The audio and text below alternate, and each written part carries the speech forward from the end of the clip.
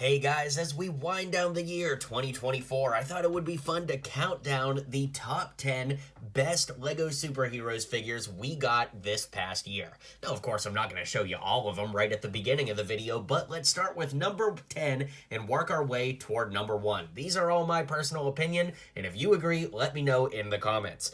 That being said, at number 10, we've got the Iron Legion. It has been ages and ages and ages since we've got a true army builder for LEGO Marvel, not counting Outriders or Chitauri, like something hero related. And I love that we got this, and I actually think that the helmets look really good on this. I do still like the 2015 one quite a bit, but this was an awesome upgrade, and definitely great to add to our collections earlier this year. So the number 10 spot goes to the Iron Legion.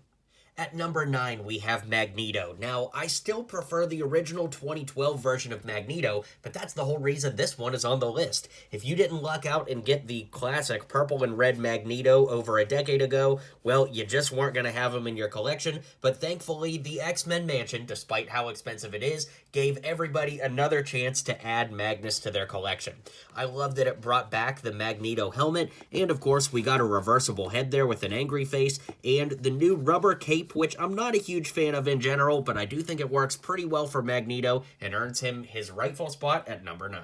At number 8, we have Drax the Destroyer, and I love this figure because it's such a great update on the 2014 one, which was a near-perfect figure in its own right. But, once again, if you didn't happen to get that one or the 2017 version of Drax, you wouldn't be able to get a shirtless, tattooed version of Drax in gray for the last, 7 years, because they switched to the green head and didn't give us the torso with the printed arms, so this was really great to get in the Milano and was a really nice addition to the lineup this year.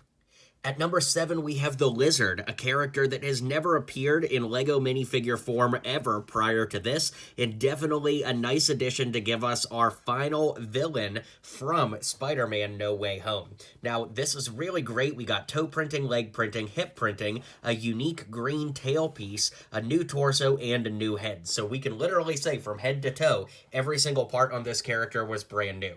I think that this fits in really well with just general LEGO Marvel if you wanted to have and or upgrade this to be just Lizard from the comics, which is great, but of course giving us our final No Way Home villain was such an awesome surprise, and getting a brand new character, not to mention head to toe new printing and pieces, was definitely great.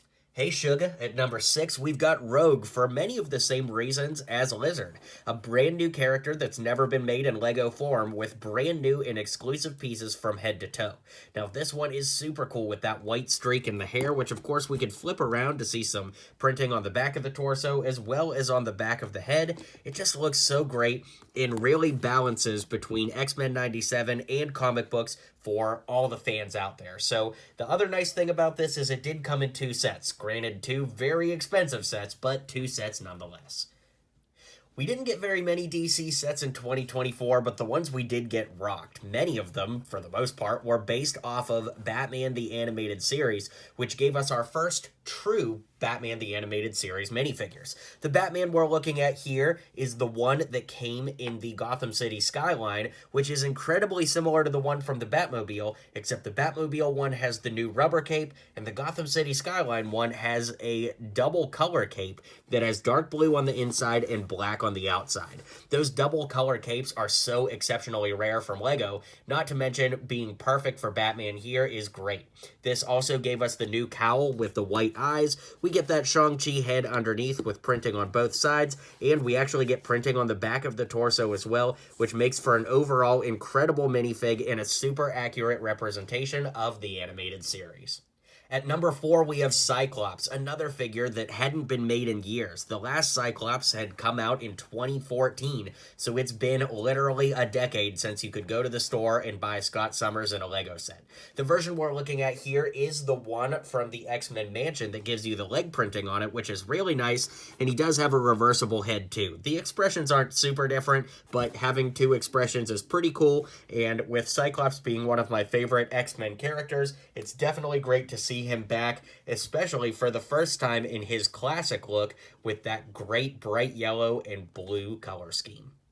At number 3, we have the animated series Joker. I love this figure. It gave us the slicked back green hairpiece in this shade of green for the very first time, but we also get that great torso print. I love the yellow teeth on here, and of course, getting Mark Hamill's Joker in his true animated series form for the very first time was such a treat in the Gotham City Skyline set.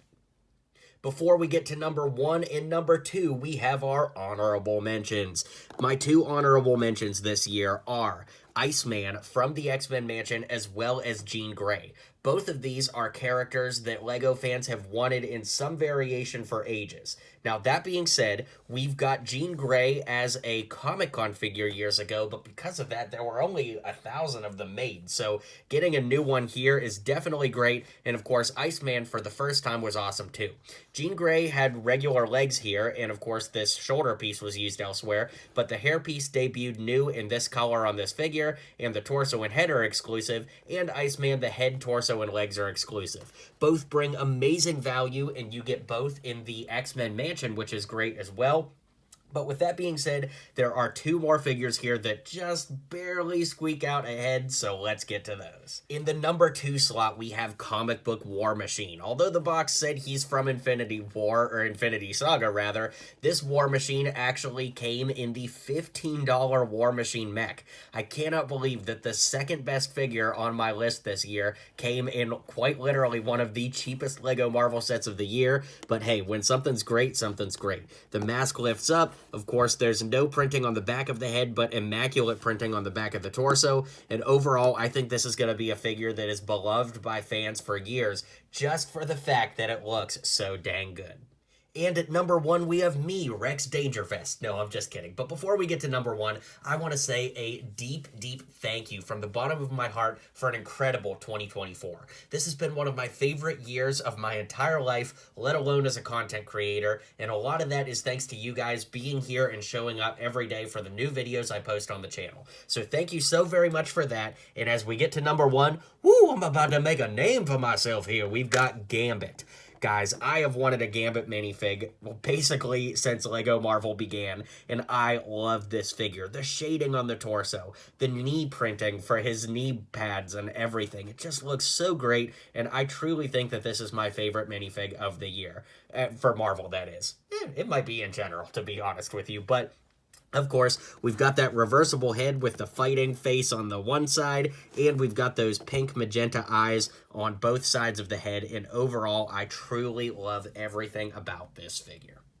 And with that, we're going to bring this top 10 list to a close. Let me know if you guys agree with everything on this list. It's looking like 2025 is going to be a great year for superhero minifigs as well, just based off that January wave. And I want to say thank you guys again for such a wonderful year. You guys make all the difference in my life, and I'm truly, truly grateful. So I wish you guys a Merry Christmas, a happy holiday season, a Happy New Year, and I'll see you guys real soon.